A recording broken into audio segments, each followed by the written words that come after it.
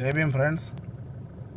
ಇವತ್ತು ಹೊಸಕೋಟೆ ತಾಲೂಕಲ್ಲಿ ಮಾಲೂರು ರೋಡು ತುಂಬ ಸತಿ ಫೋನ್ ಮಾಡಿ ನಾನು ಅವ್ರಿಗೂ ವಾರ್ನಿಂಗ್ ಮಾಡಿದ್ದೀನಿ, ರಿಕ್ವೆಸ್ಟ್ ಮಾಡ್ಕೊಂಡಿದ್ದೀನಿ.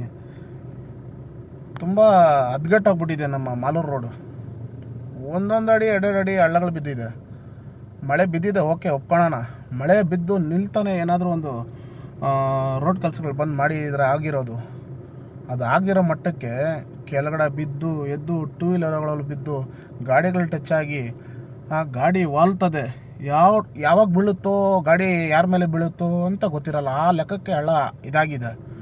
ದಯವಿಟ್ಟು ಇದನ್ನು ಎಲ್ಲ ನನ್ನ ಫ್ರೆಂಡ್ಸುಗಳೆಲ್ಲ ಶೇರ್ ಮಾಡಿ ಇದನ್ನು ದೊಡ್ಡ ಮಟ್ಟಕ್ಕೆ ಅದನ್ನು ವೈರಲ್ ಮಾಡಬೇಕು. ಈ ವಿಡಿಯೋನ ನಮ್ಮ ಹೊಸಕೋಟೆ ತಾಲೂಕಲ್ಲಿರೋರು PWD ಅವರು ಬಂದು ಇದನ್ನು ಆದಷ್ಟು ಬೇಗ ಇದನ್ನು ಸರಿಪಡಿಸ್ಬೇಕಂತೇಳಿ ನಾನು ಕೇಳ್ಕೊಳ್ತಾ ಇದ್ದೀನಿ.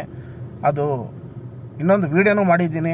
ಅದರಲ್ಲಿ ಇಬ್ಬರು ಟೂ ವೀಲರ್ ಅವ್ರು ಬೀಳೋದು, ಒಂದು ಗಾಡಿ ಬಗ್ಗಿರೋದು.